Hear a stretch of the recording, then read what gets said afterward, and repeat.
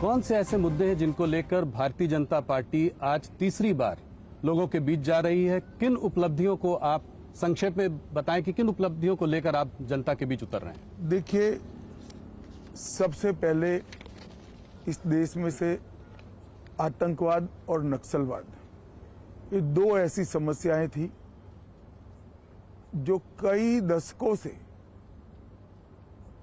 देश के लोकतंत्र के लिए और देश के डेवलपमेंट के लिए नासुरू बनी हुई थी। नरेंद्र मोदी जी ने 10 साल के अंदर लगभग आतंकवाद से 100% निजात पाई है और नक्सलवाद से आप कह सकते हैं 95% तक इसको समाप्त कर दिया है।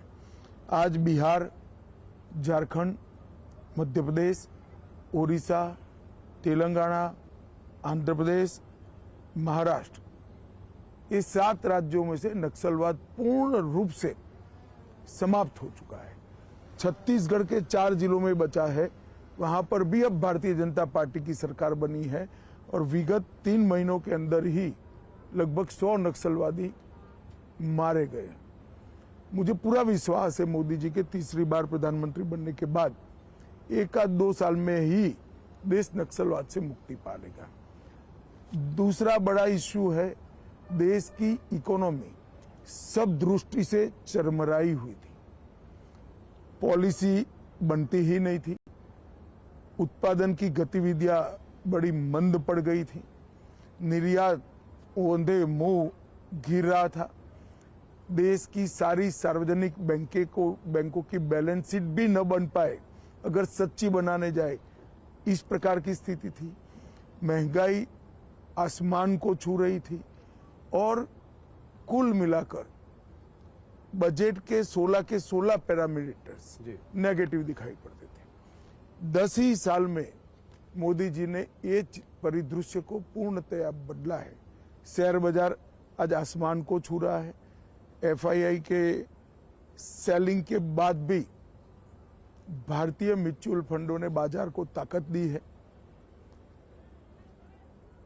पीएलआई स्कीम के कारण और एक मजबूत इकोसिस्टम के कारण भारत फेवरेट डेस्टिनेशन मैन्युफैक्चरिंग के लिए पूरी दुनिया में बना है जी। हमारे बच्चे स्टार्टअप हर रोज रजिस्टर कर रहे हैं, हमारी कंपनियां हर रोज पेटेंट रजिस्टर्ड कर रही हैं, ढेर सारे स्वरोजगार के अवसर पैदा हुए हैं। सभी की सभी बैंकों की बैलेंस शीट आज बहुत अच्छी बन चुकी है। इंडस्ट्रियल ग्रोथ के जितने भी पैरामीटर्स हैं वो 25 साल के टॉप मोस्ट मार्किंग पर हैं। एक्सपोर्ट रिकॉर्ड तोड़कर आगे ही बढ़ता जा रहा है।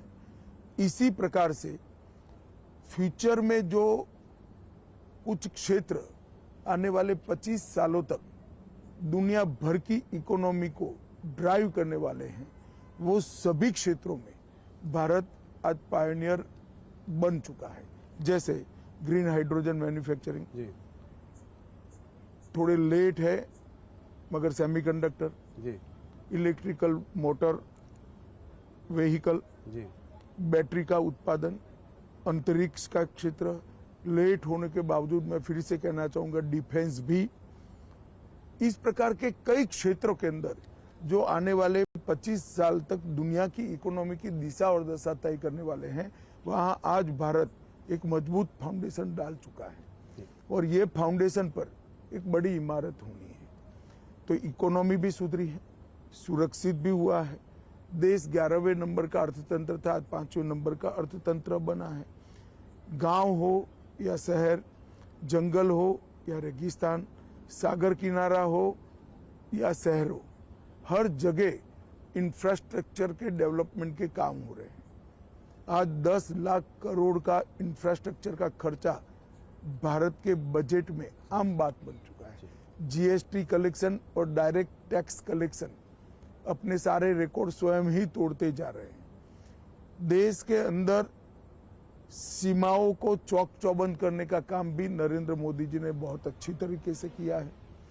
जनता में भारत का भविष्य उज्जवल है, इस प्रकार के विश्वास का निर्माण करने की नेतृत्व की जो जिम्मेदारी है नरेंद्र मोदी जी को इसमें बहुत अच्छे तरीके से सफलता मिली है। जी आज पूरे 130 करोड़ लोग हम विश्व में सर्वप्रथम बन सकते हैं, ये आत्मविश्वास के साथ आगे बढ़ रहे हैं।